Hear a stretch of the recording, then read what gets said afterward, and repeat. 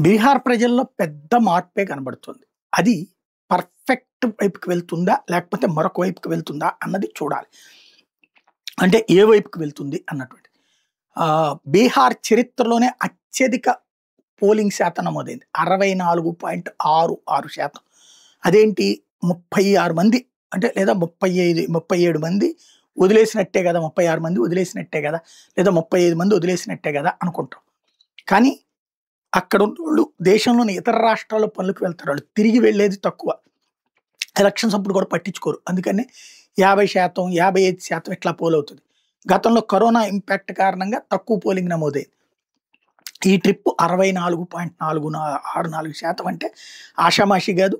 That means ఈ దఫా జరుగుతున్నట్టు అంటే ఇది మొదటి విడత. రేపు మళ్ళీ రెండో విడత ఉంటది. రేపు ఎల్లుండో ఆ రెండో విడత కూడా పూర్తయ్యాక టోటల్‌గా గెలుపు అనేటటువంటిది ఈ దఫా ప్రజాభిప్రాయం ఎక్కువగా ఇంప్లిమెంట్ అవుతున్నట్టు.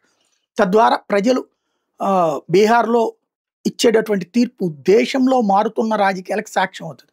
ఒకవేళ బీజేపీ అలయన్స్ గెలిస్తే గనక బీజేపీ వైపే ఉన్నారు అన్నటువంటి సంకేతం అవుతుంది.